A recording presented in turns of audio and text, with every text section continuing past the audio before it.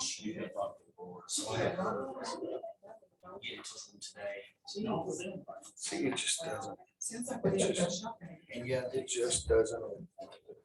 And I guess that his bid submittal says install new PPO roof system per specification. So my question is, explain to me what your roof system is composed of. And if he addresses the insulation and the composition of the system, then it comes differently. Right? I'd say so, yeah. But he told me he was gonna use the 2 each. It's something. I'll just ask him what the system, I'll just ask him what the system costs. Okay, we're about ready to start this one. Yep, I guess it is time. Let me find my agenda on my phone. If I can. Okay, I'll go ahead and call the Streets and Sanitation Committee meeting to order.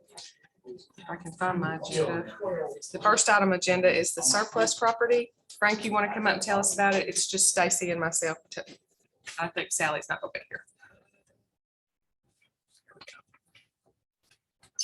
Yeah, we've just got a list of surplus property, stuff that's been replaced. Stuff we don't use anymore. And I mean, it's just some stuff is not usable anymore. And so what do you do with that?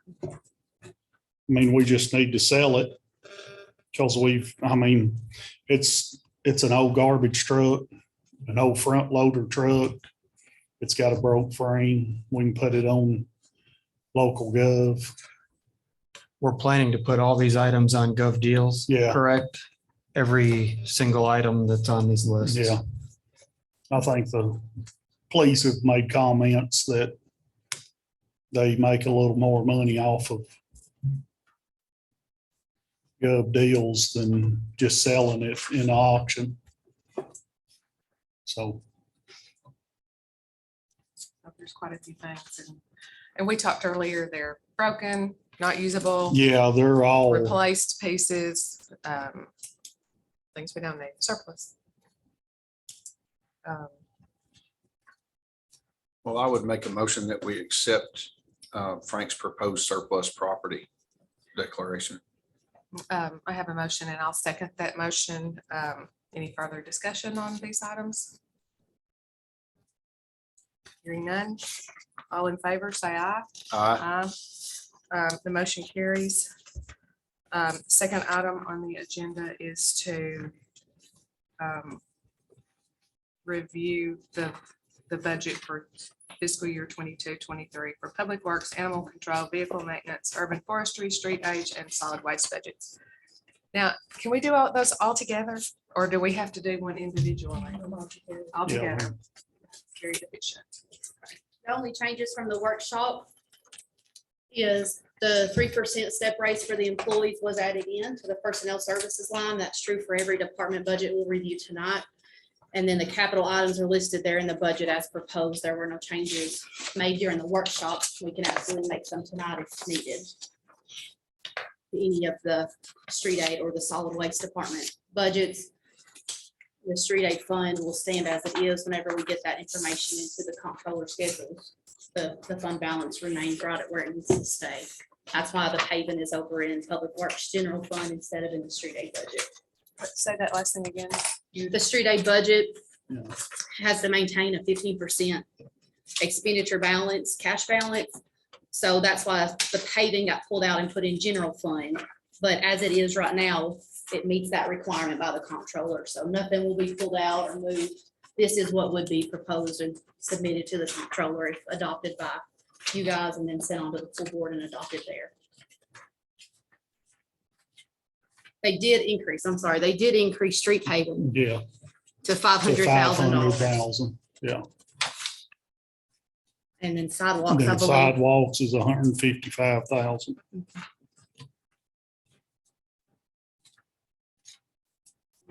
Those are both in the general fund, public works budget.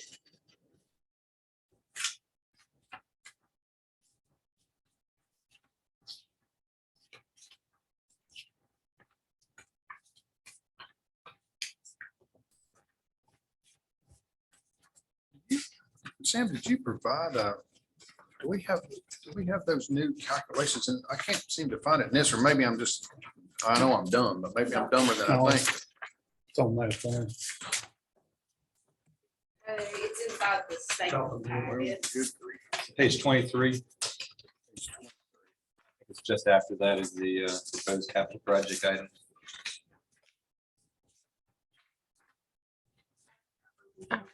Got it. Thank you, Jim. Thank you, thank you, thank you.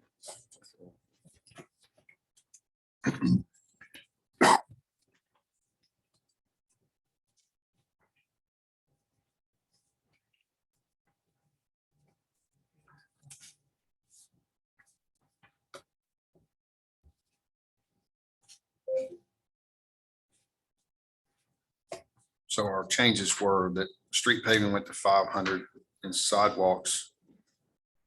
And There was an increase in sidewalks too, wasn't there? 155,000. Okay, but but that's not in this. Oh, I do. I see it. Sorry, I Yeah. was looking up. I was looking at one above it. Salt shed. Okay.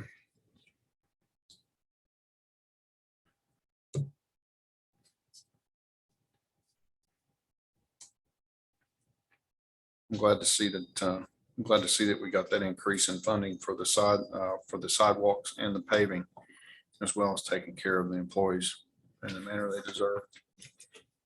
I'm not sure that, Frank and Finance Committee had a discussion about what the tolerance of his full-time employees could handle.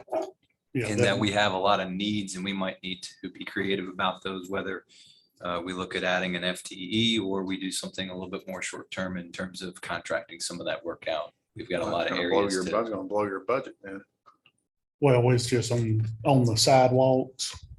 I don't know if I'm gonna be able to do with our men, do 155,000. So we discussed about contracting it out if I don't, some of it. Are most of those sidewalks to be done? Are they TDOT spec? Are they TDOT spec sidewalks where they gotta have the separate curb? No, they'll be all together. They'll be our side streets. Okay, so And that, the and majority most of of that, it. the majority of that's just gonna be a flat slab, not a Yeah, separate curb. yeah. Okay. The majority of it will be replacing existing broken sidewalks. Well, I guess if we don't know what labor we're gonna have, but with these new pay rates, maybe we're gonna get, maybe we're gonna need some new people attracted. And when you start to do that, will we have notice of that when you start to do that contracting for the sidewalk? I'm gonna try my best to do it all in-house. Okay, I mean, so that's where we're staying with that for the moment. yeah, I will be doing it in-house until, if I can see that I can't get all of it done and I'll have some extra money, I'll contract some of it. Okay. Sounds good to me. Well, as far as I'm concerned, I'll make a motion that we accept Frank's budget proposal. Okay, I have a motion, and I'll second that. Any further discussion on that? No, man. All in favor, say aye. Aye. That ayes have it, motion carries, and that's all there is on for this committee meeting. Does anybody have anything else? Thank you all for attending to the paving sidewalks. Okay, this committee meeting is adjourned. Thank y'all Thank you, very Frank. much. Thank you. Thank you, Sorry for the Frank. extra time there. I didn't know we'd do it all at once, so Okay. we got a little bit of a break. Well, that's okay. We have things. So, Sam, we got that updated agenda. Do you have, because I know we had that updated when it came in late. Yeah, because I want to, because this is, I mean, this was, yeah, so I don't have a copy of the update. No, no. Thank you. Because I don't want to be without a clue if I've got to run. Thank you very much. Well, let me take a picture of this and you can have it. As long as I get a picture, I don't need it. No, I can, here, let me just do this that way. All I need to know is when I need to start something.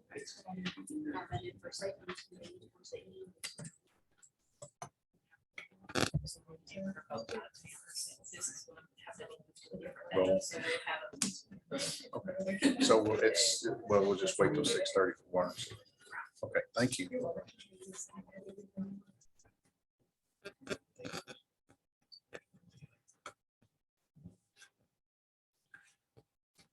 Oh, do you know what time Tim's what time is he just gonna come for 7? I'm not sure. I'm guessing so. I really kind of like to pick his brain a minute on this roof bid for water. It's just a little ambiguous and I want to be sure we're on solid footing and we don't have I mean, I could just call him to see if he got him. Don't you think it'd be wise to look at that? I just don't want to be caught.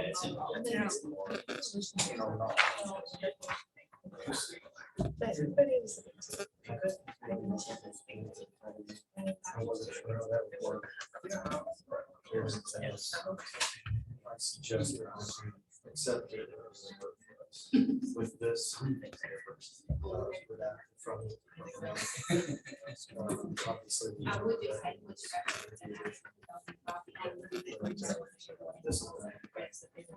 Obviously.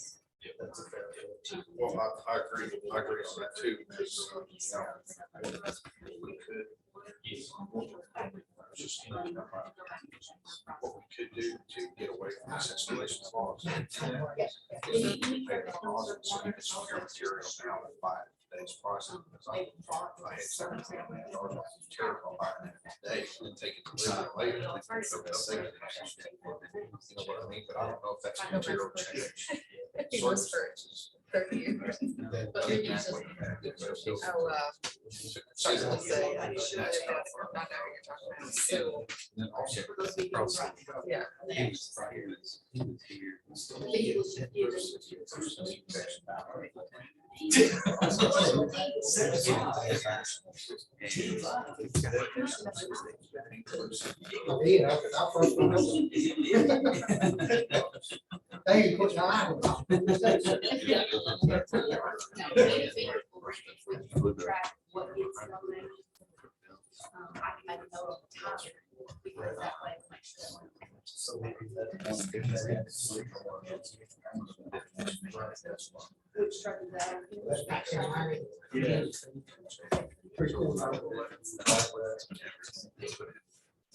Yeah.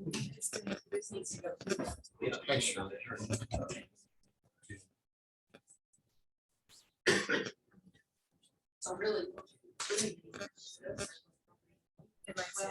I got some few items.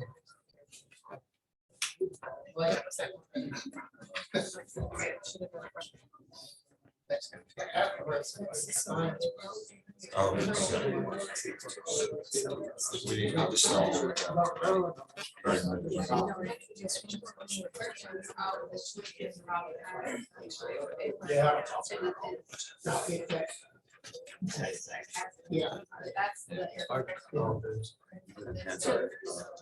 Yes. Yeah,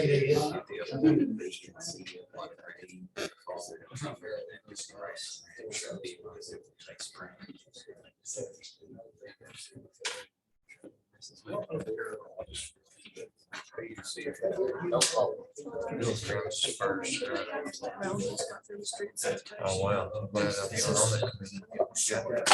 I didn't see that.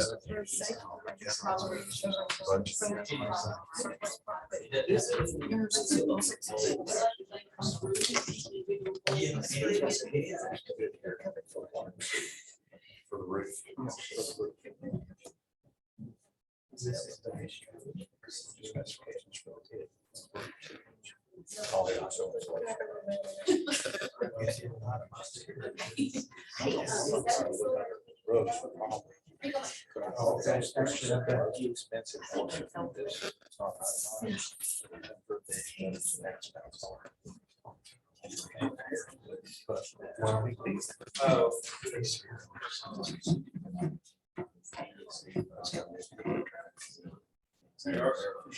I don't believe it.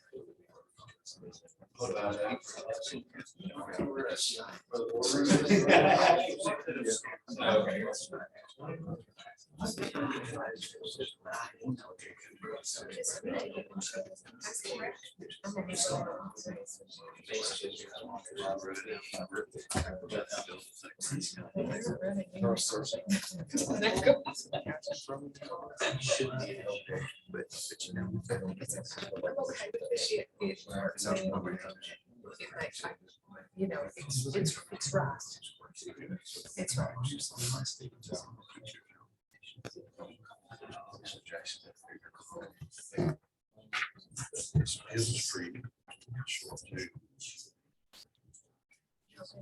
He didn't. He didn't. He didn't. He didn't.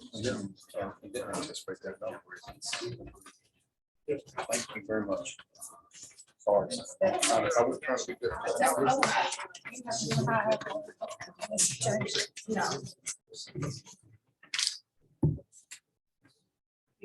I was still choked.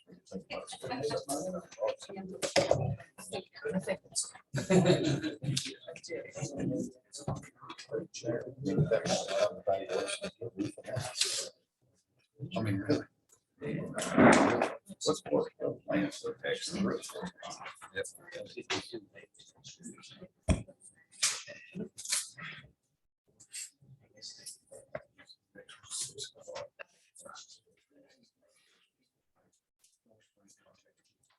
Yeah.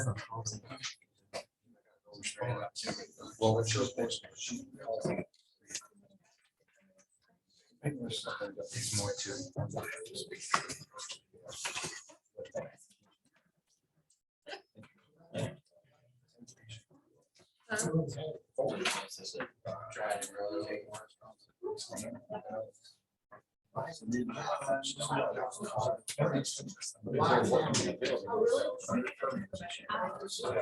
Yeah, but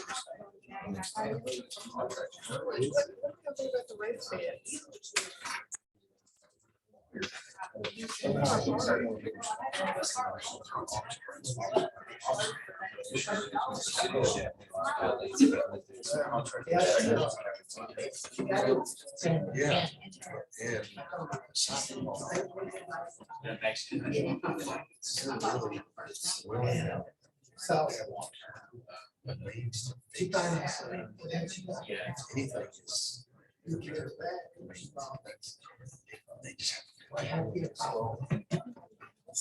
Last fall.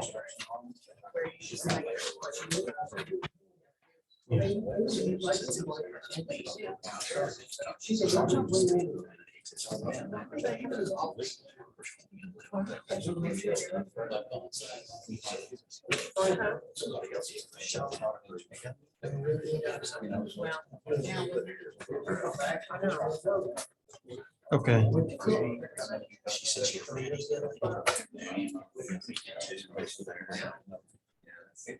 Oh, yeah. Let's see here.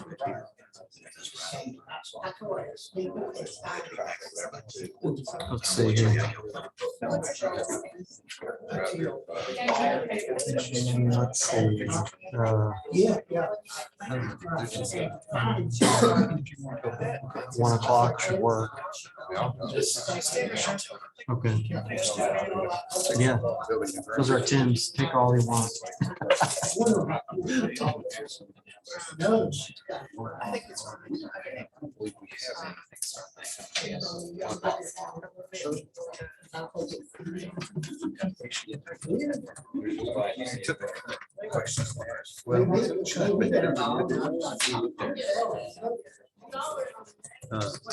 Just regarding that 603 North Stream, the one that we did. Well, it's not about that. It's an issue on the same property, but not the issue that was brought up. I've got some property that's got some issues and need to discuss it with them. Hey, Ricky, are we meeting here or at your office or? I do have some questions.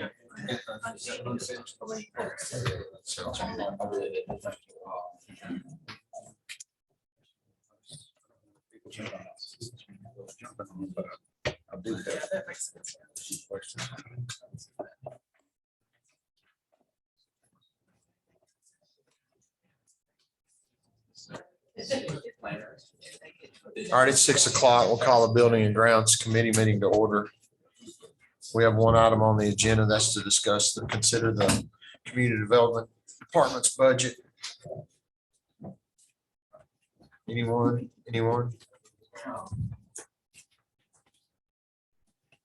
Again, the only change from the workshop is the 3% step raise for the employees. There are no capital items for community development. They inherited the Mercury from the administration department instead of purchasing their own vehicle. We appreciate that. We were the one that was driving it the most.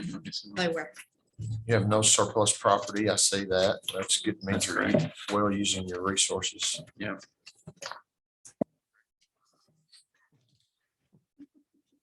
So, yeah, I mean, everything's pretty much standard from when we had the last meeting. Any questions that you guys may have on the line items in the budget? I know we talked about the contractual services. Yeah, the other professional other services professional, line. yeah. Yeah, I can give a little bit of info on that. So that is the vast, probably maybe a little over than half of that will be spent with our temporary building inspectors, municipal inspection partners. Our building inspectors we have are definitely doing more every week, more of the basic inspections, but we do have things that come up like requiring a demolition order, which we're working through a property owner right now. We have some more technical cases. That's just not something that an intro, a newer building inspector can handle. So we're going to be relying on them a little bit for the next little bit. And then after that, of course, we're going to have the zoning ordinance that we're going to be working on, the zoning ordinance rewrite. And so we've budgeted a little bit to have someone help with compiling it and putting it in the format that we need. That would be a very small consultant cost when you look at how much it would cost to do it completely with a consultant. We're doing 95% of it in-house. So 54 is what we had this past year. yeah, so And we're 54. dropping down. That was originally budgeted for a comprehensive plan. The city and county endeavored in a very high level comprehensive plan in 2017. We felt from Nolan and I's discussion and our department that we were at a point that we had enough of a plan that we could move forward with more of the key items that we really wanted to address, which are the zoning ordinance, the sign ordinance revisions. So we kind of wanted just to dive into it. So it was kind of a change in policy, if you will. So we did not incur those costs. The $18,964 that you're seeing on the actual, I would say that almost all of that is the municipal inspection partners that we've had to have helping us through this transition of not having a full-time building official, other than, of course, Mr. Ming, who is obviously a variety of other duties. So they've been a huge help to us. And so I'd say that 18,000 was, from my perspective, is very, very well worth it for the services that they provide, or about 19,000, I'd say. Anyone else have any questions? Everett's not here, so if not, I'll entertain a motion to recommend this to the full board. So moved. Motion, I'll second it. All in favor, say aye. Aye. Motion carries. Thank you. Else come for Building and Grounds. Meeting is adjourned.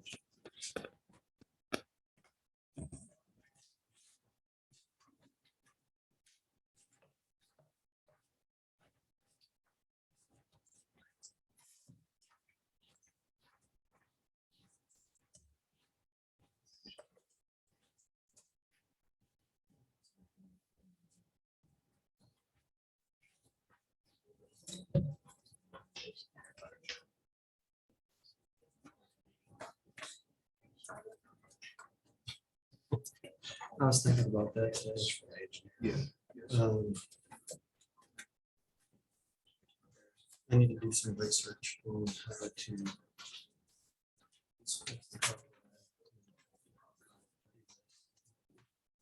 If this board wants to commit to one, how do we make that happen?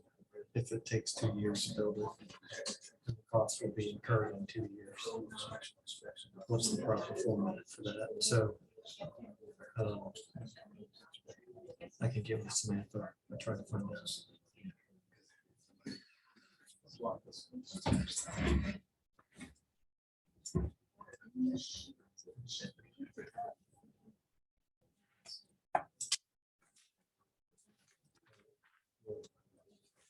So.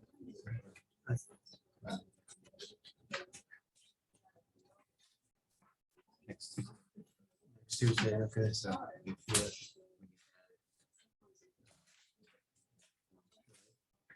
I should be able to find out by tomorrow how to make that work if that's what you want to do.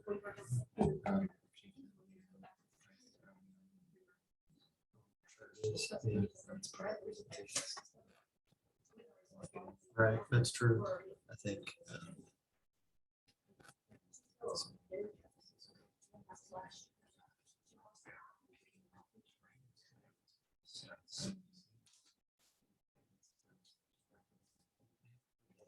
Argument can come up from anyone other than. It maybe came up years ago as.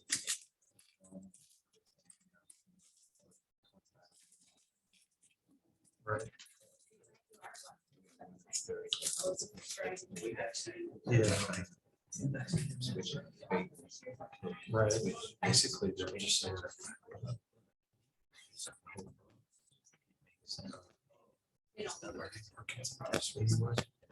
Yeah.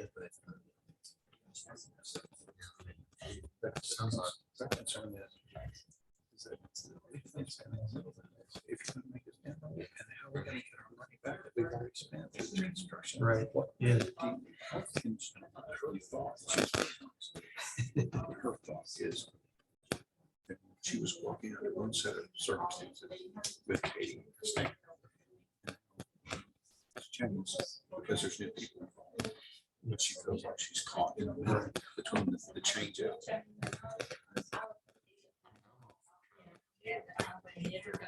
Figure out a way to help say. Yes, not. It's a short report. It's explains the situation. He's certified. What you got? And I think maybe more qualified to make that call. Said it's not qualified. That. But I want to find out exactly. Yeah, sure. Well, we talked about that in committee. That's the inspector. Okay. Because it's, I'm telling you, it's gonna be, it's, We're in demo mode. yes, we are. But it is, we may expand that. I mean, we are, we've got, of course, we got the appeal. We got one sitting on one utility. We got one that should the private property owner called it. And so we probably want to privately live with. That's, I actually had a question. Actually,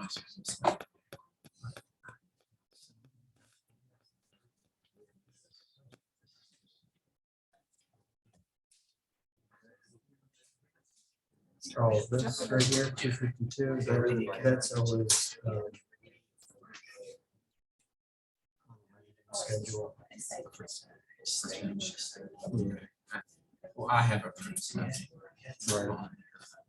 I would say that you might not get it to approve. I feel like it goes straight to Shirley or something with his time allocated out to each read. Oh, to each. All right. But you might want to follow up with that. Okay, so already we can start the Parks and Rec. I would keep an eye on that. Anyway. Yeah. Okay. I'm going to start at 6:10. I'm going to start the Parks and Recreation Committee meeting. The first item on the agenda is to declare the surplus property, and Justin's going to tell us about that.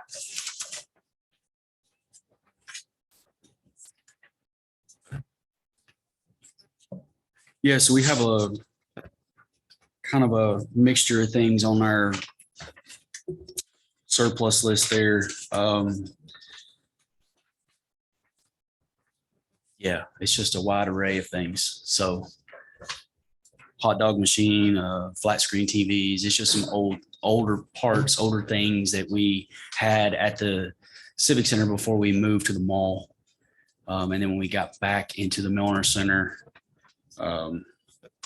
these are just some things that we don't use anymore. So, And they'll go on the website for yeah, sale. and they've just been sitting in storage. So tried to go through and find the things that we weren't using to get in the surplus. So, on the vehicle surplus, if you look at that one, the 2005 Chevy Impala is the only item that I had. The rest, it seems like all of the rest of my vehicles got on the list. But that's the only one that we have that's going into the surplus. Everything below that, yeah, everything below that, we have in our fleet, we use. So Just the Impala. yes, sir.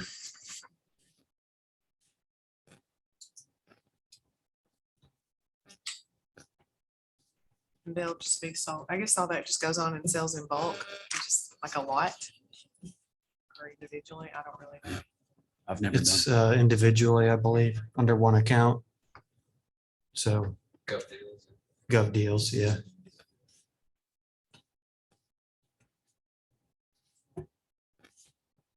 Is there a motion to the effect of the surplus? I'll make a motion to approve this request. Second. Have a motion and a second. Any further discussion on the matter of the surplus property? Hearing none, all in favor say aye. Any opposed? Motion carries. The second item on the agenda is to consider the Parks and Recreation and the Park Theater budgets. Justin or Samantha. There weren't any changes after the workshop to Parks and Recreation or Park Theater. However, there were some on the capital item list in the Finance Committee. They pushed out the Jungle Gym, the $280,000, pushed it out to next year to continue to look for grants, different sources of funding, maybe a community project there. Indoor pool plans, I think we're already over in 23, 24. The kiddie slide at $53,000 is still sitting there. We put a note that we would discuss it again this evening. Justin has some more information on that about the delivery time. Yeah, so I had contacted the company that we had initially reached out to that gave us that price. They have not yet got back to me, but I had told Samantha last Friday, I believe it was, that it would probably be best to install this if it was approved and we move forward to install it at the end of this season, just because we don't want to be in construction right in the middle of our pool opening this weekend. But that was a price that was given based on the structure, the slides, the structure that we currently had or had. So we could easily go back with what we had, or we could find something that was newer version and maybe smaller scale. So it may not cost $53,000. So we could look at that. This was just one quote that we received. So just the company that we contacted the first time. So With that slide, will those need to be new infrastructure? I mean, will we have to tear up some of that concrete and put new anchors down, or is it going to go No. right on the same base? it'll go down on the same base.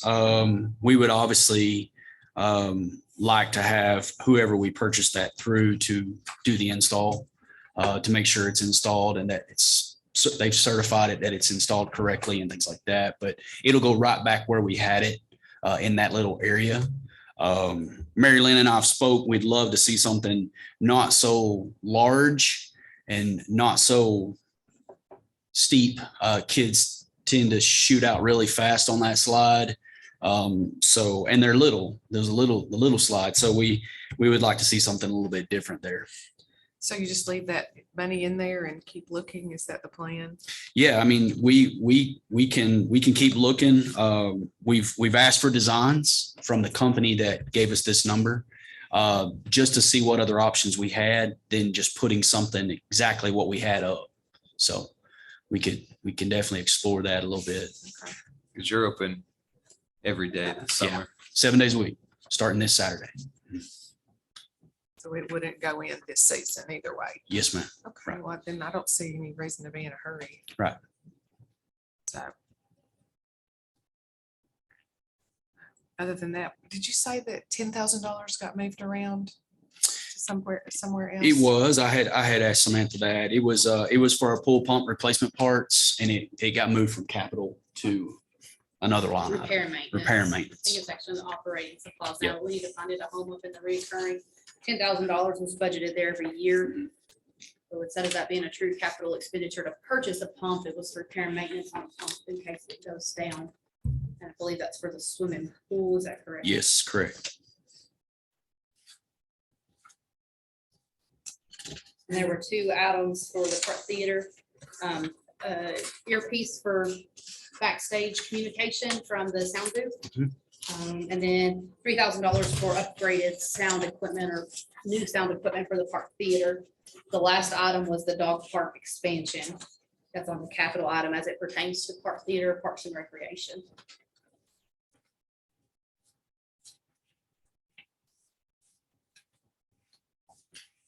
And then that $100,000 for pool plans was bumped to the next year. The jungle gym money is still there. Those are It was 20, up to 23, 24. It's 23. Okay. What?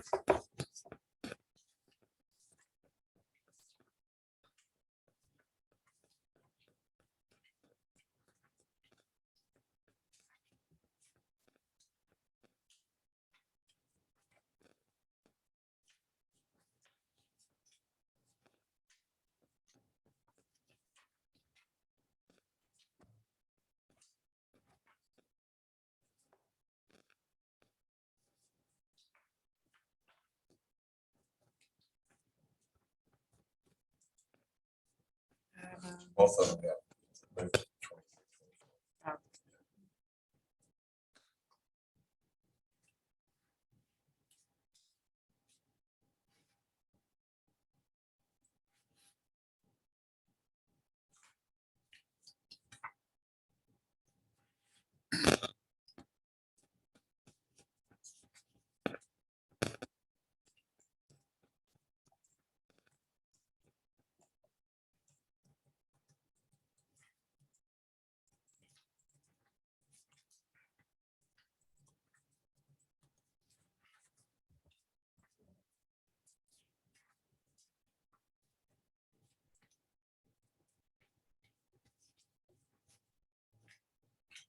So are you gonna let the new theater director deal with that equipment? Let them,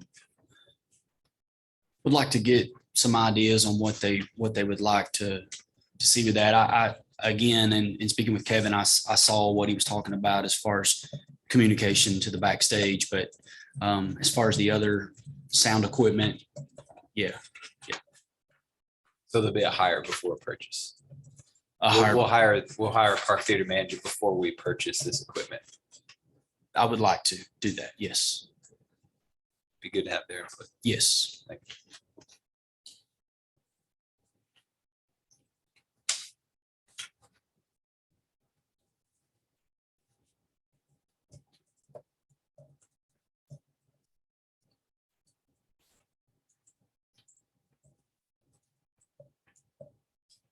Would you like a motion? I'd like a motion. I'll motion to approve Parks and Recreation budget, including the park theater. I have a motion relative to the discussion. second, I have a motion and a second. Any further discussion on that? Any questions?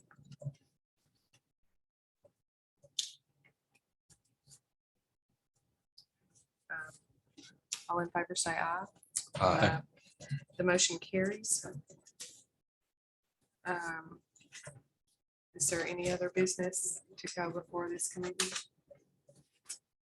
Hearing none, this meeting is adjourned.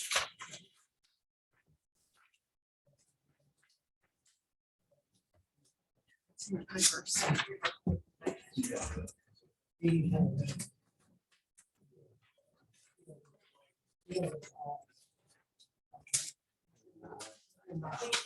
Oh, you're not even opening it?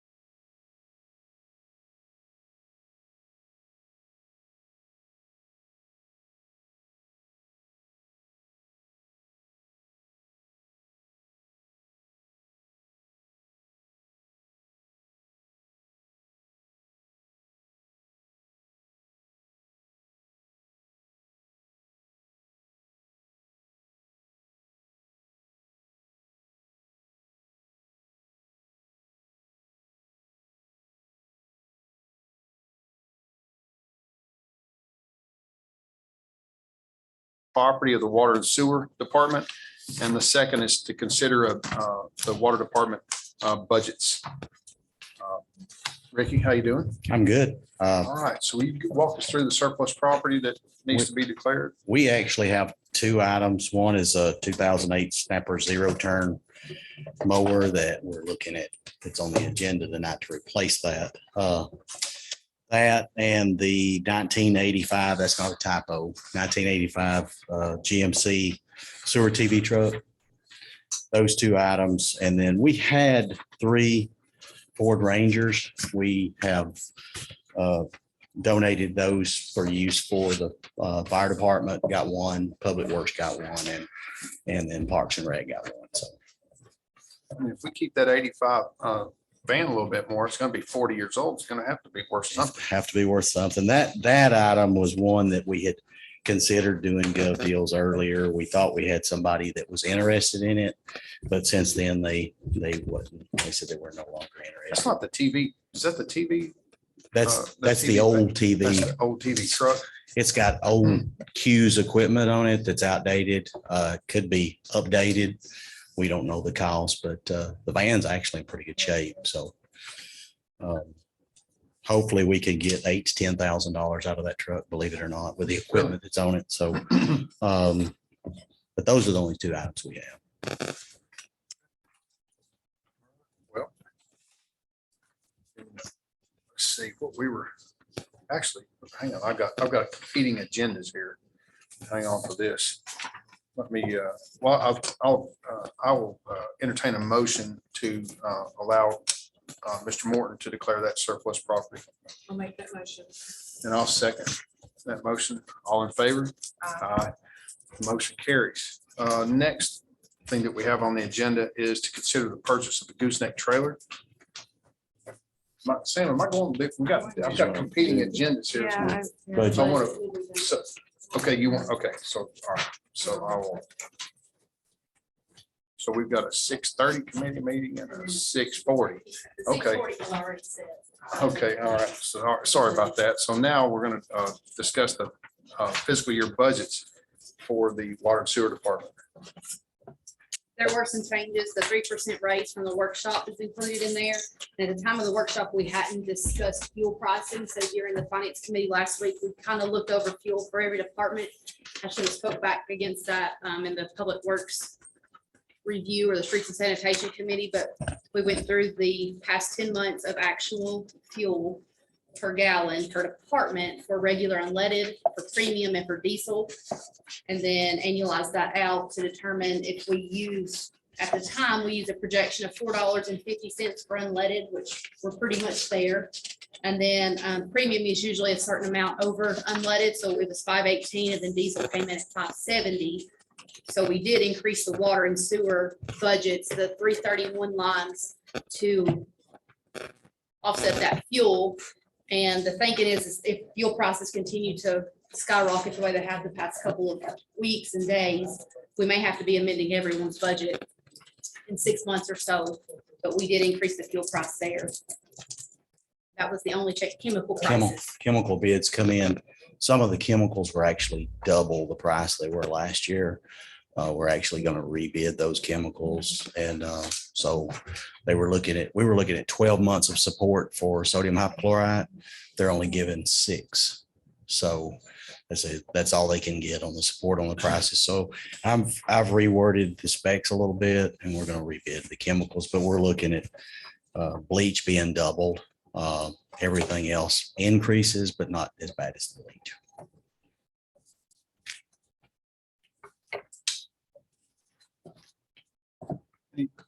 Anybody have any questions? I'll make a motion that we accept this budget for this department. I'll second that motion.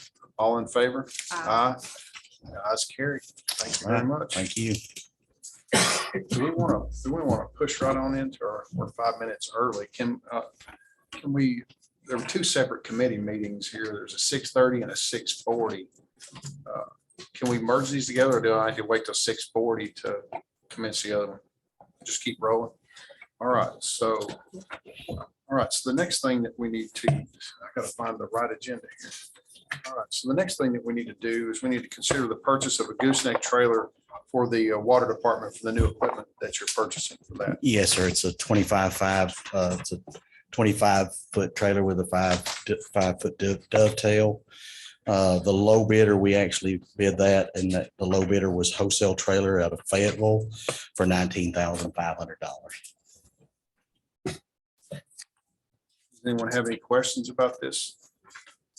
And this was a budgeted item It is, it's actually in with the equipment for this year, for this current. this current fiscal year. Okay. Yes, sir.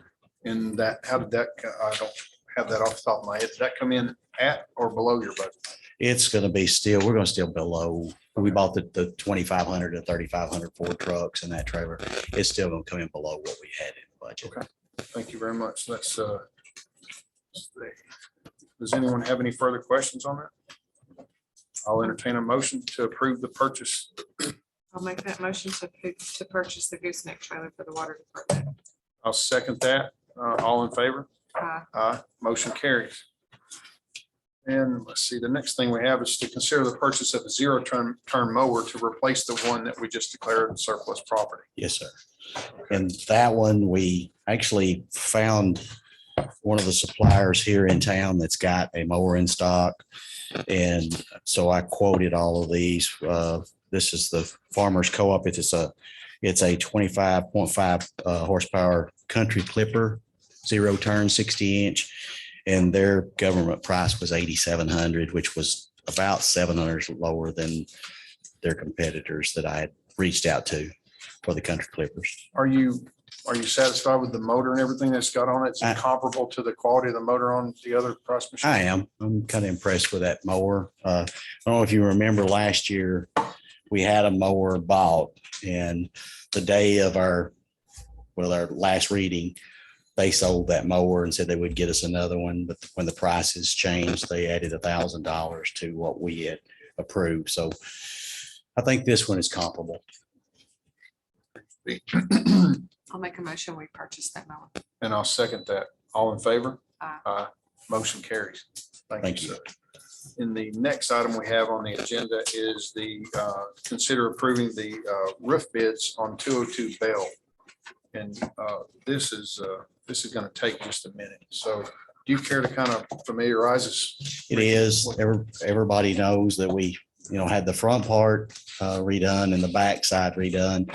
We've since then got bigger leaks in the main area in the warehouse. It's been leaking in around a couple of breaker boxes and into construction supervisor's office and in the police department break room, which caused damage. We let that out for bid. We had two bidders, Maxwell Roofing and Sheet Metal out of Nashville, come back at $380,446, but there was contingencies in that bid. And so I had asked Stephen Marbach with Maxwell Roofing to come up. And so he's here tonight. If you have any questions that you would like to ask. I do actually. Okay, I'll let him. Probably not to anybody's surprise. Okay.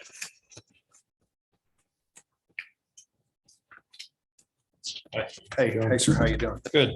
I have a couple of questions. Sure. And I'm not trying to split hairs, but with this much money, we got to know exactly what we're getting. Yeah. So bullet point number 2 says to install a new TPO roof system per specification. You care to define for us what exactly that system is comprised of? So the TPO roof system comprises of the TPO membrane. It's specified as a 60 mil membrane. It will comprise of the 2-inch polyisocyanurate insulation board, the roofing screws to hold the membrane down, the insulation screws to hold the insulation to the roof deck, and then all the accessories to strip in, drip edge, flash pipes, curbs, that kind of a thing. So everything that's included to basically get a 20-year manufacturer's warranty. And the R value on that, your 2-inch polyiso, It's approximately about 11. So I know codes, I think you're 2012, you can correct me if I'm wrong. So I think it's R25 is building code. So, but we just bid to the specs that we received. I understand. Okay, then the next question that we have, and thank you for that explanation, by the way. The next question I have on the bid is the escalation clause. Yes. That's in that under bullet point number 1. We're not really, I don't think there's anybody on this committee or in the city government that I've spoken with that's comfortable with that escalation clause. Right. Are you willing to submit this and redact that bullet point number 1 for that escalation clause? Even if, and I'm just talking, I'm not attesting that Yeah. we're going to do this.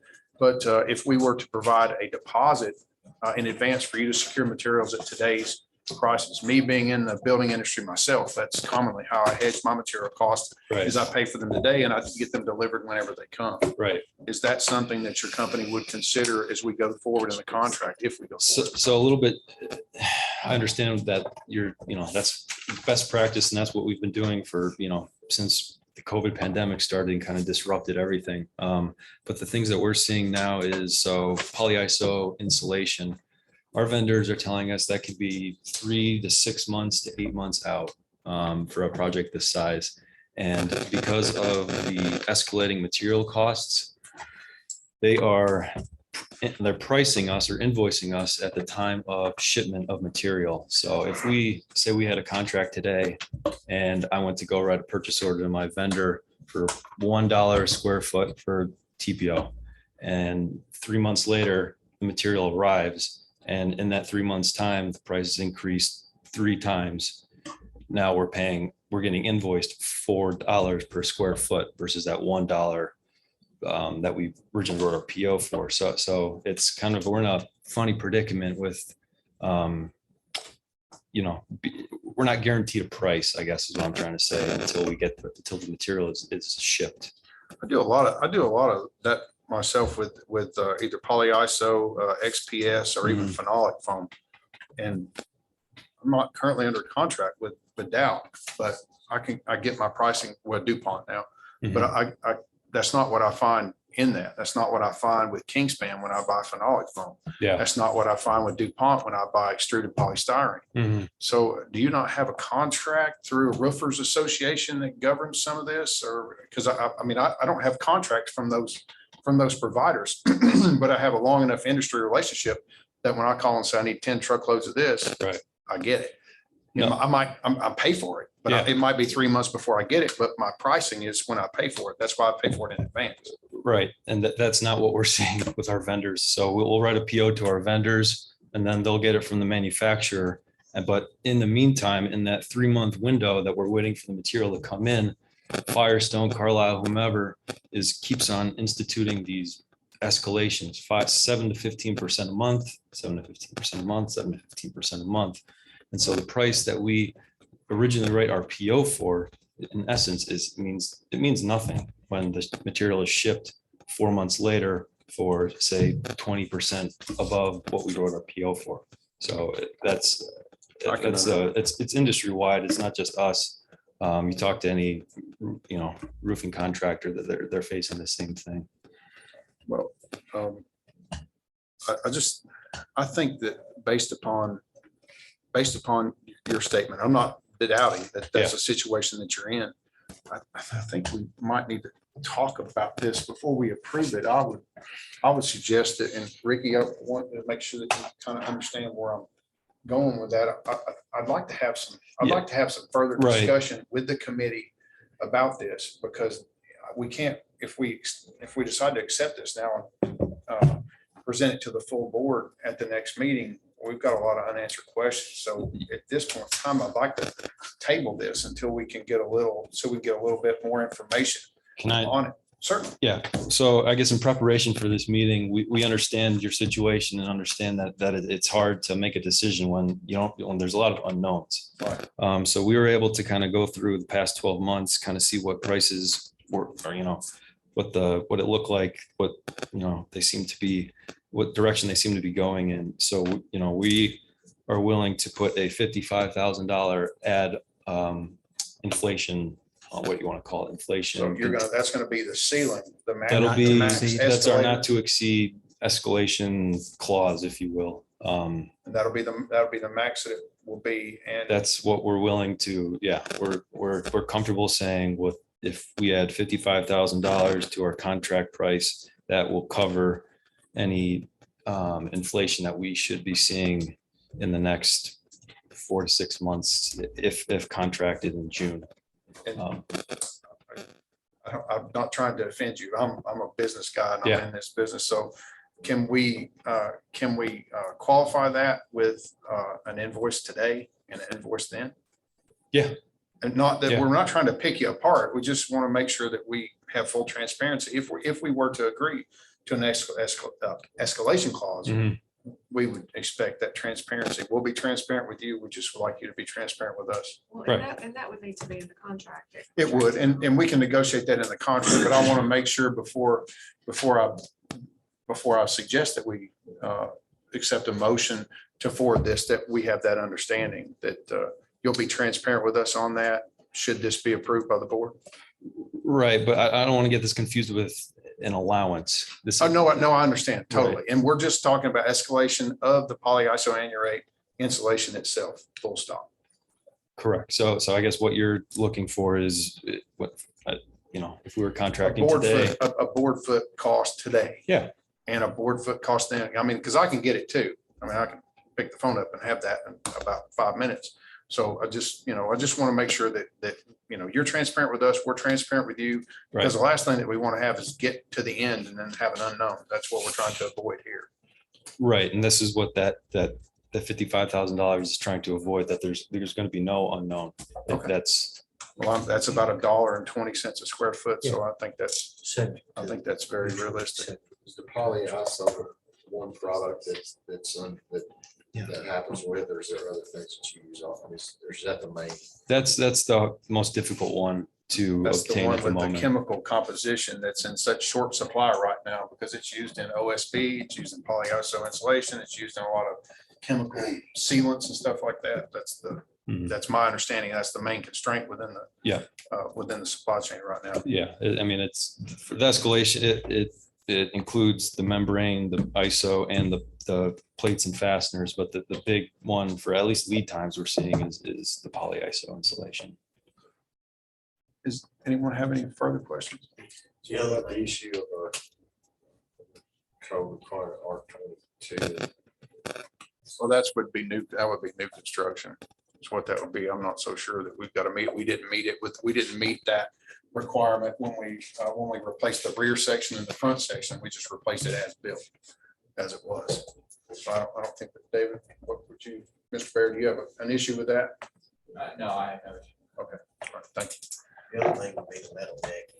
Yes. What I was gonna ask. Right, and that's something that we discussed a little bit earlier. When it comes time for that, Mhm. we know what steel prices are right now. Their spot steel prices are down, but inventory costs are high. Mhm. But we would just again ask that you would present that to us and allow us to get independent pricing as well for that material. Only the material, just to be sure that we know that, we have good transparency, that we know everybody's being fair. Okay. We're not trying to knock you out any money. Mhm. We're just wanting to make sure that if your cost is $10 a square foot. Yeah. And our cost is $8 a square foot, Right. then we would like to come to you with that. And hope Correct. that we would get the benefit of the lower pricing. Right, yeah, and then it's like I said, same thing with that, we met on site yesterday to kind of inspect the bottom side of the deck, kind of look at it, touch it, to kind of see what's going on with it. And we came up with the conclusion that it's basically 10,000 square foot minimum is going to need to be replaced. And with that, we have $146,000 add to remove and redeck that area. And then obviously you don't know how much is going to have to be replaced until you tear off that roof. Oh, I've been over there myself. So that I guess that $146,000 that covers 10,000 square feet, and then we offer a $15 square foot unit price to get anything above and beyond that 10,000 square feet. And I know that kind of goes back to the unknown factor, because we really don't know until we start tearing the roof off, and then it becomes a day-by-day decision by the foreman, kind of, what does it look like? He's got to make a pretty quick decision. I understand. So, obviously to limit the exposure, the best practice would obviously to just rip all the deck off and put new galvanized deck back on. Because that roof deck is compromised. The extent of the compromise is, like I said, unknown until we tear it all off. But, industry standards and best practices, we think would be to tear off the deck and go back with new. And that would increase efficiency, kind of help with the, then you're into a bit of economies of scale kind of a thing. And you're saving money that way. And you can split it up into, half and half, and do it in sections. And that way you're kind of, if you don't have the money right away to do it. Well, that just, to entertain the dollars right there, that alone is $672,000 just at the decking at $15 a square foot. Right, but if we were to go ahead and know we were doing the whole thing and we're prepared for it, we would be looking at the whole project being around $896 for deck replacement, roofing, everything. Is what we came up with. So. Well, that wasn't in the specification, so I guess we would have to, how do we need to handle that variable? Because we know it's a possibility. And I believe in the specification, it wasn't spelled out. That's something that you picked up over there. It was mentioned as to be handled as a change order. Yeah, Is what mentioned in the spec. It's a big change order. That's a big change order. $672,000 is a big change order. So I don't really know how we want, how we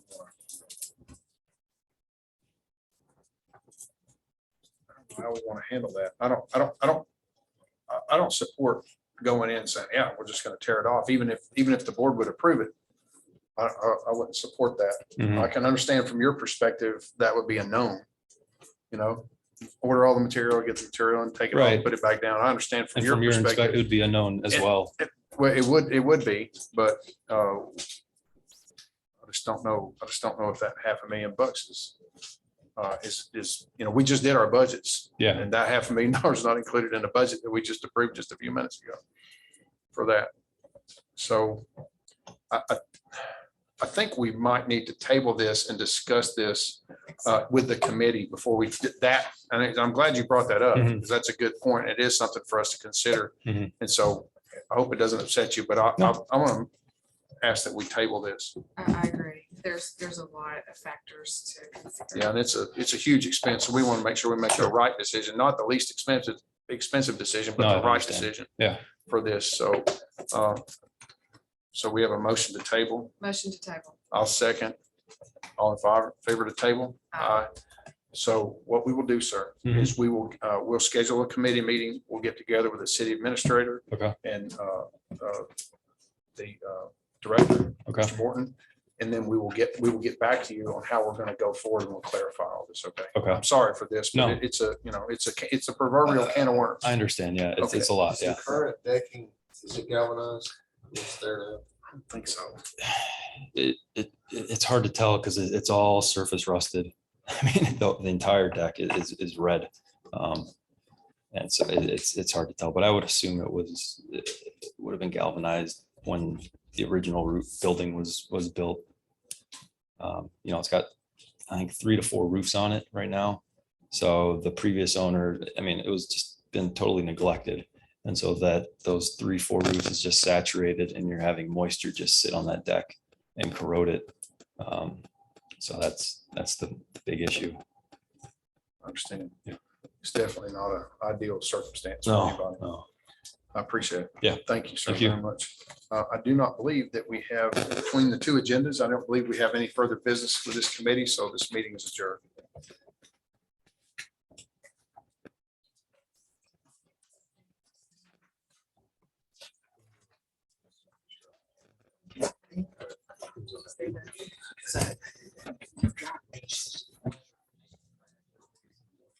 It's on my email too. It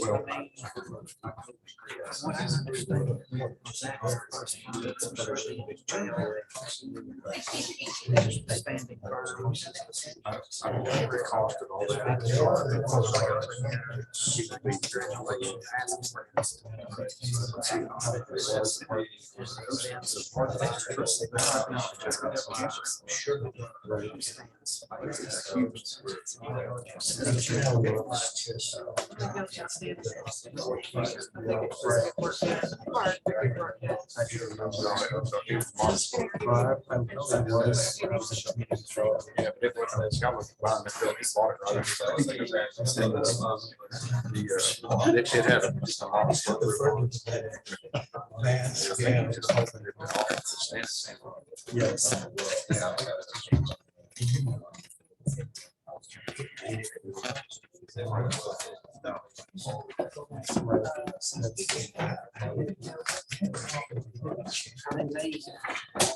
They suggested that.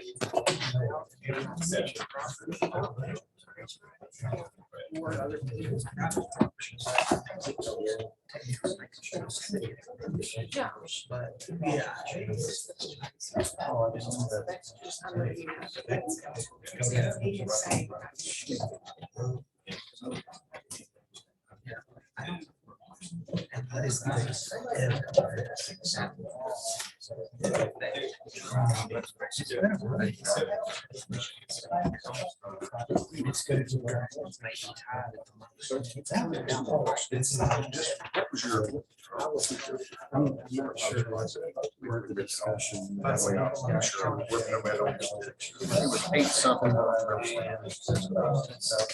896. Thank you. I'm sorry, but we'll have our discussion. Thank you, appreciate that. Thanks. Well, I mean, if you're anyway, regardless. Sure, I mean, if you're asking a reason, you have to lose. I like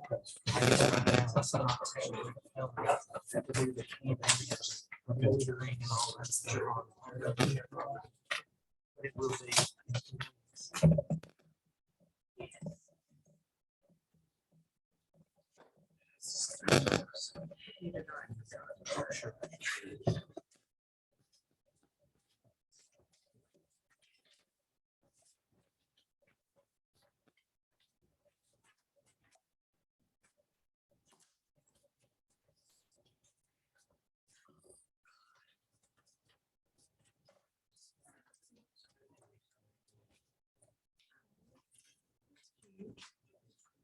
Where I was.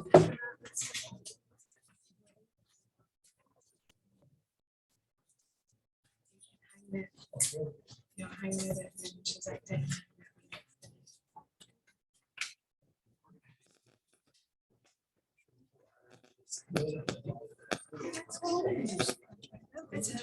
Yeah.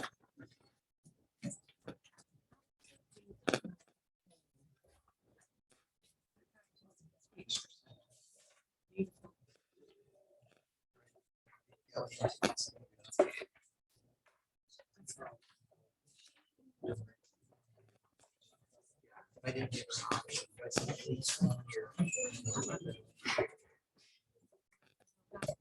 We have option. We live in a dorm. You have to live in.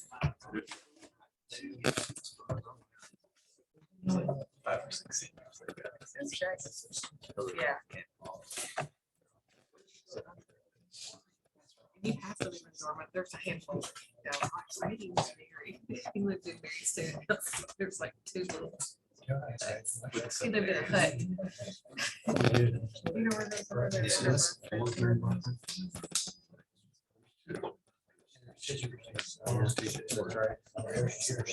I mean, whatever the choices are. I mean, well, they're really fancy. I didn't have air conditioning. Did you have air conditioning? I didn't.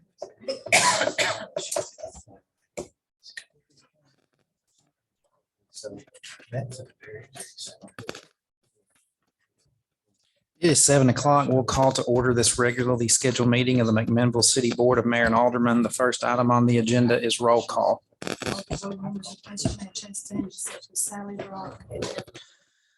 Thank you. The next item on the agenda is consideration of minutes. Each member of the board should have received those. If there be no requests for additions, corrections, or deletions, I'll entertain a motion to dispense with those as read.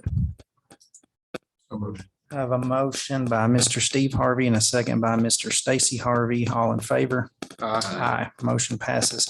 Item 3 is recognition of visitors. Anyone who wishes to address the board, please approach the podium and state your name for the record.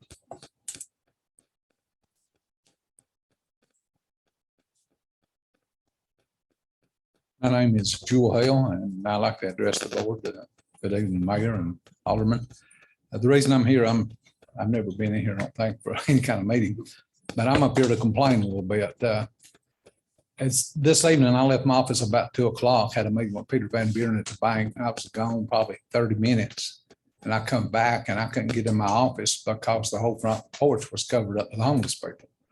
And I didn't know who they were. So I asked this guy, I said, what's going on? And he said, well, there was some lady, we knocked on the door because they keep it locked, and said, it's okay for us to wait here for a little while for somebody to pick us up. And I said, really? And so anyway, about an hour later, I went to the funeral home to pay my respect. I come back and they're still there. So I called the police and asked them to remove them. Well, nothing happened. A couple hours later, I called the police again, and they went down there and said they'd spoken to them and asked them to leave. But they was literally 5 people, grown adults, on the front porch with all the bed covers and whatever they had at my front door. And so anyway, I think it's kind of bad for me to say this, but I think we're attracting homeless people, because I spoke with this one guy and I said, where are you from anyway? And they said, we were sent down here from Cookville. And I said, really? And so that's really about the conversation I had with him. But I have been told this, that these other towns is saying McMinnville is doing so much for the homeless people that it's bad, but we're attracting all these other towns, homeless people, into McMinnville. So I don't know what the answer to it is, but I just, the police has asked them to leave, and they went about 50 foot. They left my front porch and moved out to the side of the highway, like the guy that sat over by Corner Market forever. And it's really sad. There's 2 women and 3 grown men there. And also next door where Gene Wilson had a car lot, part of them now has moved in. That there's a mobile home that's been abandoned. He passed away years ago. Well, there are a whole bunch of them in there right now. And so they're literally just taking over. And it's kind of a sad situation. It's not helping nobody's property values, or not helping how, anybody want to come live in McMinnville with these kind of people walking up and down streets everywhere you go. I don't know the answer to it. I'm just here to voice my, thoughts about it, and hopefully we can come up with some kind of solution, because nobody's going to come in my office tomorrow if there's a bunch of homeless people at the front, literally at the front door. I could go out there and say, hey, look, I'm gonna give y'all $500 if y'all will move over to Forest Park. I know this guy named Bobby Kirby. He's got a big yard. But I'm being, a little bit funny about all that. Yeah, you don't But, pay $250. I learned a long time ago, money does things, and, and that's the reason they're here. Somebody, I'm sure, Any said idea how they for got $100 a piece, we'll put you in a van and we'll take you to McMinnville. And I just think that's what's going on. And so anyway, it's a real problem we have in this town. I've heard that from Cookville, that maybe they have some parameters in that program in Cookville, that if they don't meet the parameters, they shove them down here. I have heard that. Did they say how they got here? Home does have those parameters as well. 2 years ago, when Sheila Fan, started talking to, in the community about this, I said, people are going to have concerns that if we do such a good job, that more people will come here. And they do.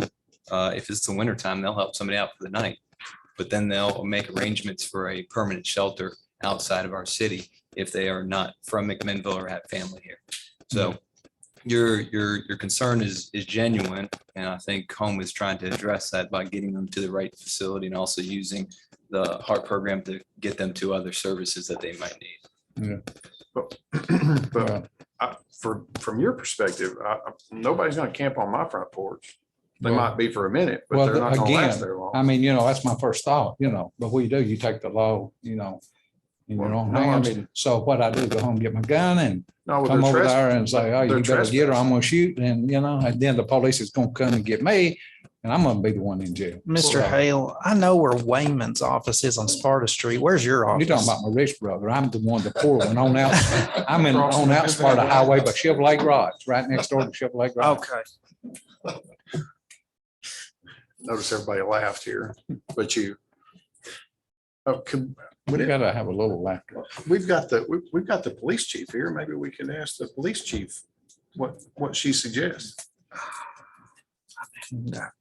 I think what we can do is I'm on the sheriff's safety and I'll get with our administrator and chief and review that problem and see if we need to have a. Well, they're still, like I say, formal they're still there now, just out to the highway. That's where they went to. Because I know that So- Governor Lee has signed into law making it a felony to camp, loiter, whatever on a government property, but it doesn't really say anything to my knowledge about private property and just loitering in Well, that would general. include the right of way. That would include the state right of way, though, Yeah, which is that's- the center of the road. Sure. So where they're at right now, they'd be in violation of that. But doesn't that come into effect like July 1st or I something? think it's July 1st. July 1st. So, Chief, Yeah. what would you suggest to Mr. Hale would be the proper course of action for him to take?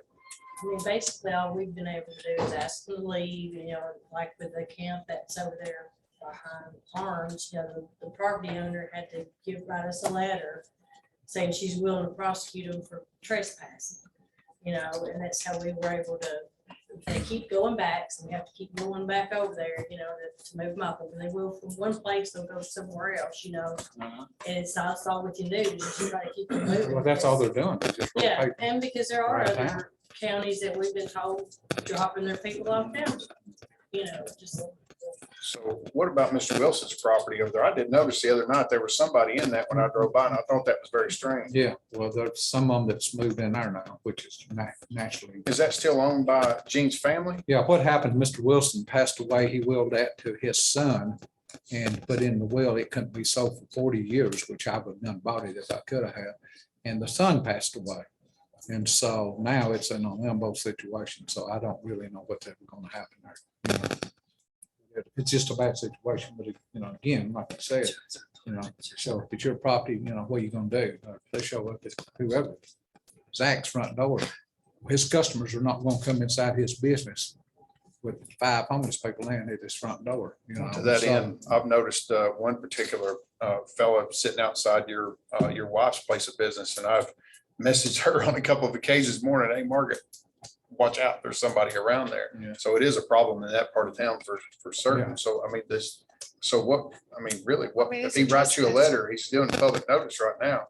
I mean, what can we do? But it's a trespasser on private property Yeah, it's. without a letter, right? We have to have a letter from the business, it's their private property and they're on it, and they don't want them there, then we can ask them to leave, make them leave, or, then you would have to prosecute, we could sign it, but you'd have to go to court too, to prosecute them for criminal trespass. And we've done that, and cited them into court, for, over there behind Lowe's. Sometimes they show up for court. Other times they don't. But that's all we can do is keep trying to do that, you give us the letter and, we'll try to deal when we catch them there. If they're there, Yeah. call, they can be banned. You can ban them. Well, like I said, it's a bad situation. Yeah, I mean, it is. It is very I mean, bad. and again, And it's our hands get tied too, what we can do. Here's a piece of paper, and a pen, you want to write a letter? But we just have, that's just part of the procedure. Well, and I understand, but again, I mean, they're at my place now, and I mean, they're out on the highway. And I mean, I literally want them going, I almost that property out off that road all around in there. I don't want them on my property nowhere. I mean, because if you ever let the first one start, everyone else run around with a cell phone. It ain't like they're on starvation. And they call their buddies and say, hey, I found a good neat spot here. And, And so it's a real problem. I don't know the answer So to it, Chief, but it's gonna have to be some teeth. Yeah. Y'all gonna have to get tough, put enough teeth in it, that you put enough fear in them, that they ain't gonna wanna be there like Mr. Stacy there said. Well, we can run them off and, you know, with extra patrol and all that, we can do what we legally can do. I mean, you know, they know kind of they know the system. They know what they can get away with. so Chief, for Mr. Hale, so what he needs to do is if they're there tomorrow is draft a letter, call you all. Yeah, he can go ahead and draft a letter and have it. And then any other you know, other citizen It that doesn't have to that be on has that letterhead, concern has sir. to do that as well. Get them off my property. Jewel Hales, put your address on. Mr. Hale, is that sufficient for you at this time? Huh? Is that sufficient for you at this time? Yeah, well, I mean, as long as they're gone, I'm fine. Just want them gone. If we can do an extra patrol or on your, you know, rent your property, if we see them there, we can. run them Yeah, off. I got lots of buildings and stuff, you know, what I mean, you know, so. That would be my concern too. They get down one of those lower buildings, they might be there a Well, month if you before see you them, find then them. you just need to call. Yeah, yeah. I ain't gonna feed my dog for 2 days. and I'll make him all right. Thank you, Mr. Just Just for reference, the Wilson property is not in the city limits. I think that's the first one in the county. Mr. Bolden, did you wish to address the board? Well, I was just gonna say, I got a nephew that's actually an alderman for the city of Cookville. And what they're saying is they're loading them up on buses and taking them out of Nashville, dropping them in Cookville. And he says they know that for sure.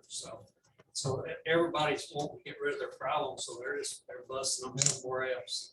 And I he wonder told who me is they? I mean, who would actually haul? I don't know. He said That's what I wonder. they're bringing buses out of Nashville, dropping them in Cookville. And he said they know that for a fact. So that would be maybe National Rescue Mission. Somebody to talk to there. Anybody else wish to address the board? Hearing none, we'll move on to item 4, recognition of employees. We have several department heads here this evening. If anyone wishes to give a shout out or recognize an employee, the time is now.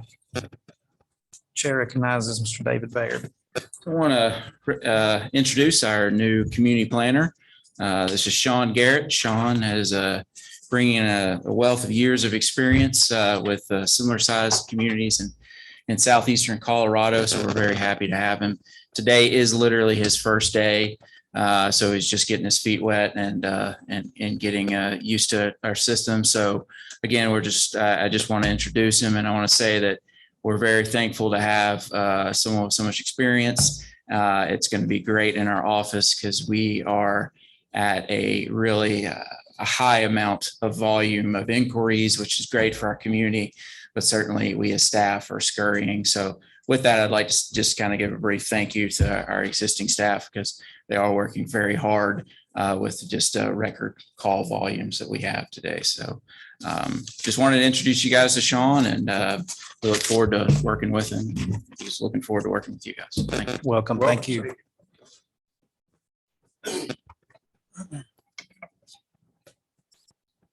Anybody else? Mr. Ming? No. I'd just like to compliment Samantha more on the workshops for the budget. I thought they're very informative and helpful to go along. So thank you. Absolutely. Item 5 is communications. Item 5A is a letter from Justin Scott and Michael Benuchis about the 4th of July downtown event. Pretty similar to what has been done year after year. I believe setup is at 5 a.m. I believe it wraps up around 12:30 or 1. If you guys want to provide any other comments on that. Yeah, the only thing I'd mention is per our city policy, we have to do a street closure event that we invite all of the downtown property owners and business owners to get their input. We received no negative comments from that session.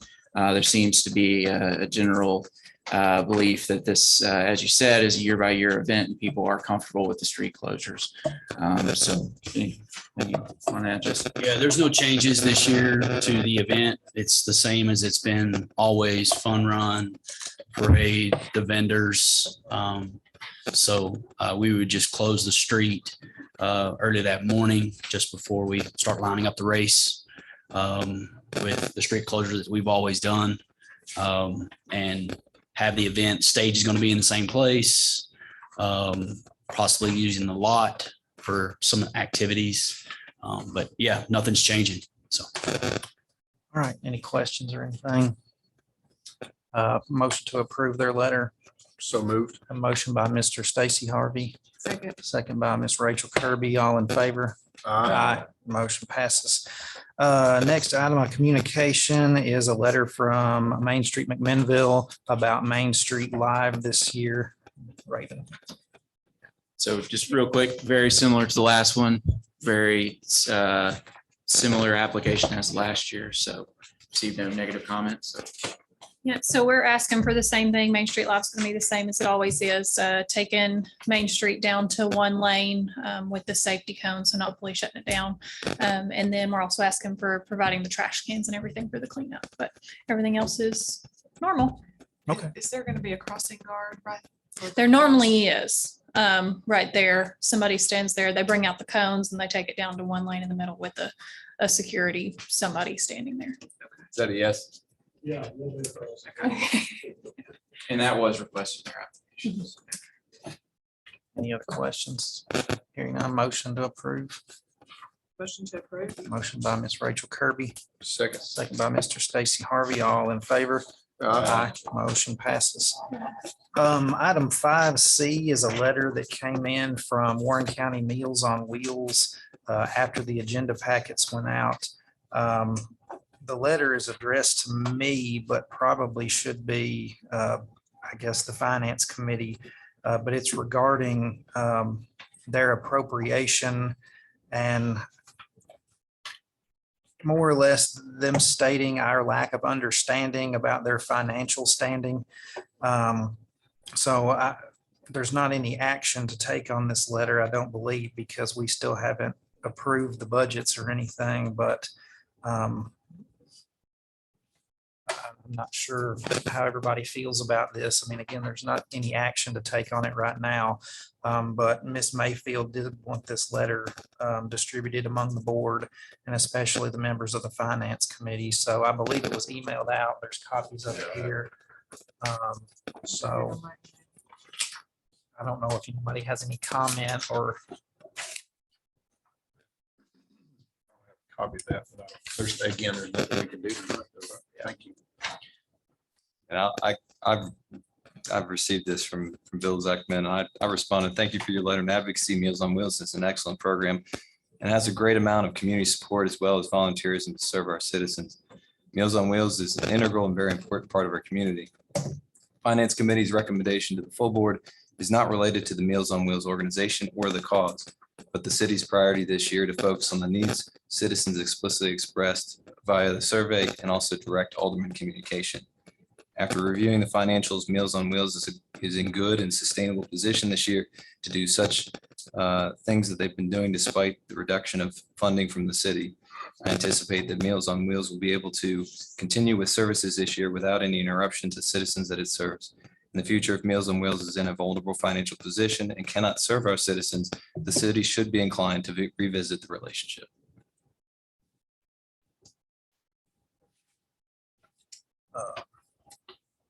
So anyway, I was just going to distribute that letter at her request. So there's still one more Finance Committee meeting before the budget, the tax rate and everything like that is adopted for this next year. So that can be discussed later in more detail.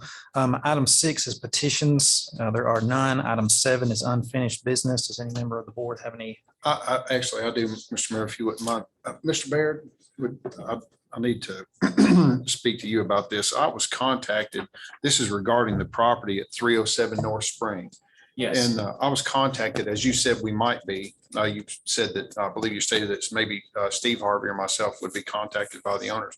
I was and spoke with Ms. Gallegos a couple of times. And and I just want to make sure that her understanding, my understanding, and your understanding are the same. Sure. So as it was relayed to me, they have secured a construction loan for the renovation of the property. They have been issued permits and they have been working on the property prior to the departure of Katie Camises and Stan Phillips. Those were the two POCs for this project. And they seem, they feel, and I think that it's possible that they're caught in the middle of that staffing turnover there, where they were issued permits and they began work. And then we had a contract inspector that came in. It feels to me like it's a great big, get the potential liability off my back for the contract inspectors. And I'll just kind of tell you what I think and then what she told me. And then I'd like to hear your side if you don't mind. Yeah. And I can understand an inspector coming in, not understanding what's going on there, not understanding any of the discussions or any of the history with that situation, and then throwing a big red flag. So what I suggested to her was that she get an engineer's report on the building and for the engineer to identify his recommendation on how the restoration of the building and the reinforcement of the building should progress. She forwarded me a letter from an engineer, Roads Engineering, I believe it is. And she said that the feedback that she got from the Community Development Department is that stamped, sealed letter from a professional engineer lacked enough specificity to assuage the concerns of the city. And so can you help fill us in here on the details that I'm sure are not there? So first off, we do have an appeal from that decision that will be heard Tuesday at 11 a.m. in this room. That's a Board of Adjustment Appeals, as we call it. That's the same membership as the Board of Zoning Appeals. So to go back to the permitting issue, they were given a permit prior to my coming in on with the city. That permit was to do a single family development. That permit expired time-wise, and then they decided that they wanted to do something else for it. So I did not currently have a current permit on that. So that's one thing that's important about it. The big issue from the city's perspective is that the back of the building has essentially come off almost completely. And that once we discovered that, it became a much more serious issue from our perspective as far as life and safety, and became an issue of where the building was potentially in imminent danger of collapse. So when we have that type of situation, that's when we have to move forward with much more forceful decisions, much more things that we have to do with the property. Where we are aware, and I've received a revised report from the engineer that I received today. That was still did not have a step-by-step plans for how this building would be able to be rebuilt. What we have seen through a period of 2 years is and again, not me personally, but based on the inspection report that we have available to us, a decline in the building, a decline to the point where the building is in danger of imminent collapse. For your knowledge, we did issue a demolition order on that because of the severity of the situation. What our inspector has asked for is, again, a detailed plan, building plans about how this is going to be rebuilt, not just kind of a vague overall kind of how you want to get there. So that's kind of where we're at. They will have the opportunity to appeal that order, and they have stated that they are appealing that order. And again, that will be heard Tuesday at 11 a.m. in this room. Could I ask a question on that? So, and I'm not trying to be confrontational. I just want to address the elephant in the room. So if we had a licensed professional engineer stamp a document and provide it to a code official, what statutory authority does the code official have to say that the licensed professional engineer's opinion and directions are not sufficient? Well, what we need is a step-by-step. That what we were given was not a step-by-step analysis of how the building was going to be rebuilt. So yes, there is a stamp on the report that is a structural report, but it does not have the details that we need to be comfortable with moving forward. Now, that report that they have given us is evidence that can be presented at this appeals meeting on Tuesday. I've told them that and then recommended that they bring that with them for other individuals to see. The codes that we have available and the property maintenance codes and the building codes clearly state that if it's in the building official's opinion that it's in a situation of imminent collapse, then we can move forward with a demolition order. And that's what we've done in this case. Well, I can understand that, but Mhm. then also to address that, Mhm. you have an engineer stating that these are even though it may be vague at this point in time. Right. I think that one of the issues that the owner has here is, according to her comment to me, is that she secured a construction loan. So there's a lien on that property and funds made available to her through a lender to rehabilitate that property. That's not something that I am aware of. Now, maybe in previous to my tenure here, that information may have been given to the department, but that's the first I have heard of that individually.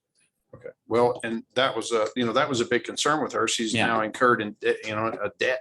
Mhm. And had funds committed to this, and that she's looking at being forced to demolish a building that she believes she has the ability to restore. And even though she got the engineer's report is insufficient. So I would suggest that maybe what we need to get is in writing, step by step, what your codes department wants to see from the engineer, so he can fully address it at one time. Yeah, so we've asked our inspector to provide for them a sample of what we mean by a full step-by-step analysis of what is needed.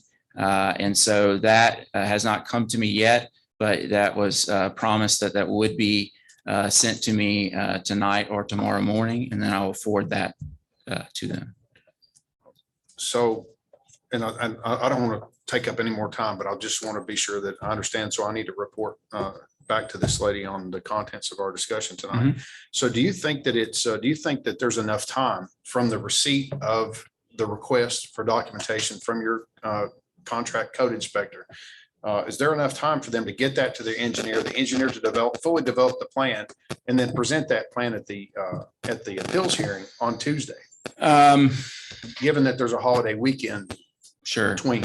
Sure. I still think it is worth going forward with the appeals hearing. I will say that if they can present evidence that they intend to, and we feel comfortable that we're going to move forward with that more detailed plan and that we're able to secure that, I think we could, move. My recommendation to our appeals body could be that decision be delayed until a further date. I am comfortable with that. I don't think that we should push back the actual meeting. I do think there's value in that. Understand. But having said that, that is a recourse that I would be comfortable with giving an extension of time, and I would make that recommendation to the appeals body. Thank you, sir. I appreciate it. Thank you. Sounds like the big problem here was just the amount of time that all this went on without anything happening. And that's what you're saying is that eventually you really had no choice because there was such a long amount of time without anything going on. Yeah, I mean, the biggest issue for us is we didn't, prior to when Stan Phillips was here and inspected the building, the back of the building had not collapsed. Our interim inspector went on an inspection and saw the back of the building had collapsed. At that point, we had to move in a much more aggressive manner because it became an imminent threat to the public. And so once we did that, we have, we move forward with that. We have an appeals order. I think we'll be reasonable if we can see that there is a clear path to rebuilding it. But I will say that it's going to have to be a very, very substantial investment to repair it because the building is in very bad shape. And I think I've spoken with their engineer today, and he does not doubt that statement at all. He concurs that the building is in a substantially bad state, and that is something that is going to take a significant amount of funds to repair. We were going through planning commission with the rezoning and it was going forward, then suddenly this occurred where the back is falling out from. Yeah. underneath. The beam is out, it's going down. It was a big shock to us. And I it mean, was when a we shock went and at the time. inspected. Yeah. I mean, we did not expect that going over and seeing that large amount. The other issue that has occurred is that asbestos has been found on the property. So there will be a state of Tennessee official has come, and they have to remediate that in accordance with Tennessee state law. Okay, well, thank you for Yeah. the further information. Appreciate Okay. it. Thank you. Any other unfinished business? Hearing none, we'll move on to item 8, new business. Any member of the board have any new business to discuss? Hearing none, we'll move on to item 9, resolutions. There are none. Item 10 is ordinances. Item 10A is ordinance number 1832, an ordinance of the city of McMinnville to amend chapter 5, title 14 of the official zoning code of the city of McMinnville to add a provision for the land uses of multifamily apartments and commercial multifamily mixed-use buildings in R5 as special exception uses, and to set the date that this ordinance shall become effective. This is the second and final reading. Do I have a motion to approve? So moved. Have a motion by Mr. Steve Harvey, Second. second by Mr. Stacy Harvey. Any discussion? Hearing none, we'll call for the vote. Steve Harvey, Yes. Stacy Harvey, Aye. Rachel Kirby, Yes. Zach Sutton, Aye. Mayor Justin. Aye, motion passes. Item 10B is ordinance number 1833, an ordinance of the city of McMinnville, Tennessee, to change the zoning classification of a property located at 333 Garfield Street from C2 General Commercial District to Light Industrial I1, and to express the time for this ordinance to become effective. This is the second and final reading. Do I have a motion to approve? So moved. Have a motion by Mr. Stacy Harvey, Second. second by Mr. Steve Harvey. Any discussion? Hearing none, we'll call for the vote. Stacy Harvey, Aye. Steve Harvey, Yes. Rachel Kirby, Yes. Zach Sutton. Aye. Mayor Justin. Aye, motion passes. Item 10C is ordinance number 1835, an ordinance of the city of McMinnville, Tennessee, to change the zoning classification of a property located at 307 North Spring Street from R2 medium residential to R5 residential commercial, and to express the time for this ordinance to become effective. This is the second and final reading. Do I have a motion to approve? So moved. A motion by Mr. Stacy Harvey, No second. second by Ms. Rachel Kirby. Any discussion? Hearing none, we'll call for the vote. Stacy Harvey, Aye. Rachel Kirby, Yes. Steve Harvey, Yes. Zach Sutton. Aye. Mayor Justin. Aye, motion passes. Item 11 is departmental reports. We have several department heads here this evening. If anyone wishes to address the board, please step forward.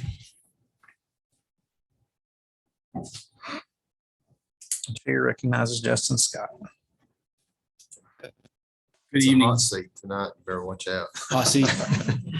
All right. Last Friday, Doug Stone concert, it was postponed. It's been rescheduled for July 23rd at 7 p.m. Jennifer Pettigo did a really good job trying to get that out this last week when that happened. So we're excited that that's been rescheduled. The Gilly Pool opening day is this weekend, Saturday at 10 a.m. I did want to mention that our commercial hot water heater has been installed. So we're excited about that. We also encourage our health inspector to come before we open. He came today. We got a 96. We're really excited about that. Ronnie Millsap concert sold out for this Saturday at 7 p.m. at the Park Theater. So, yes, sir. Can you give us a little update on the Park Theater and the manager situation? So we've done some interviews yesterday. Myself, Libby, Michael Benusius, and Mike Lane. We had 3 candidates that we interviewed. Went pretty well. So that's where we're at right now. Yep. Thank you. You're welcome. The Spartan race. Yeah, the Spartan race was great. Myself, Mr. Mean was in that. Several others, Mayor Chastain, a lot of locals was in that race. I feel like it was a well-ran event, about 125 racers. We had people from Knoxville, I know, and some other racers, really elite racers, you would say. But it went extremely well. A lot of people in the facility that day, just checking it out. The vibe was great. I enjoyed it thoroughly, especially after it was over. We had some big time vendors too. Barbell Voodoo Yes. and Black Rifle Coffee were here. So, I mean, those are some big names. Yeah, it was nice. I thought it was really something to say. Yeah. And I know we could work towards it next year to even make it better. So Mm-hmm. I thought it was great. I just wanted to check on the pool. Pool's clean and ready to go. We're ready to go. We've got our staff ready. Concession stands ready, minus the kiddie slide, but we're ready. How are we going to keep it clean this year? Yeah, so we've got our big vac.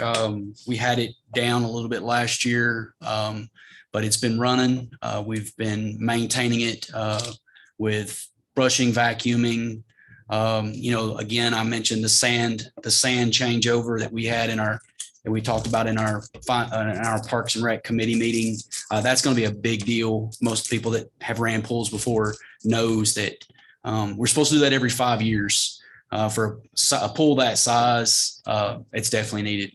But we've got the staffing that we need to make sure that we're going to bring them in the mornings and do some cleaning, scrubbing, brushing, pressure washing, vacuuming, all the above. So. Good screen is taking a couple laps. What's that? For the head guard, take a couple laps and they'll see what's on the.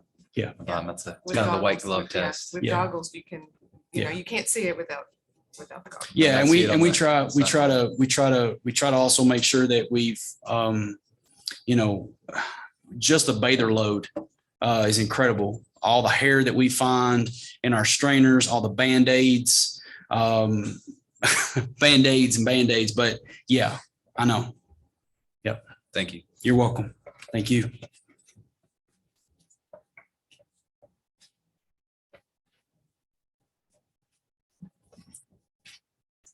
Just want to let everyone know, we hired another officer. He's certified and he started yesterday. His name is Zach Little. So there'll be another new face and we won't have to send him to the academy. So we'll get him out on the street quicker. Excellent. Thank you, Chief.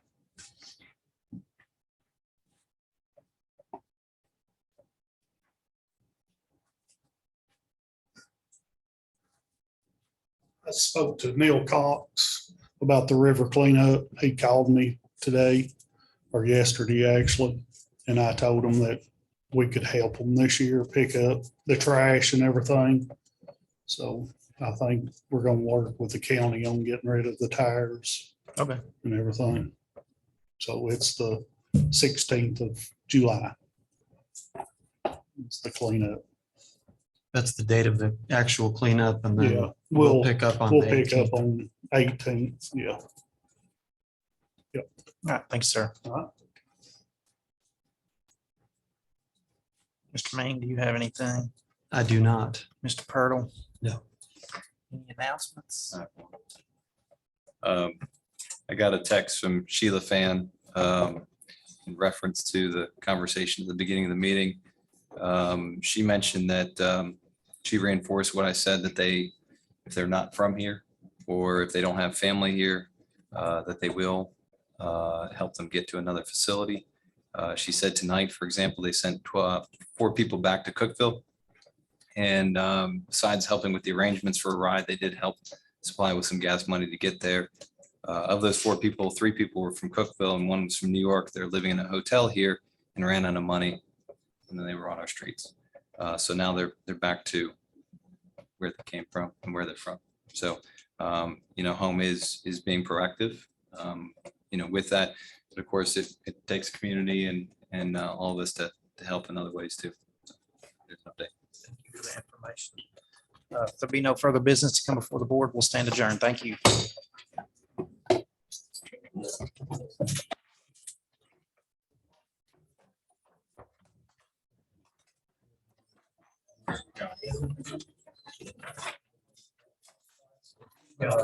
Yeah, thank you. Look forward to the construction.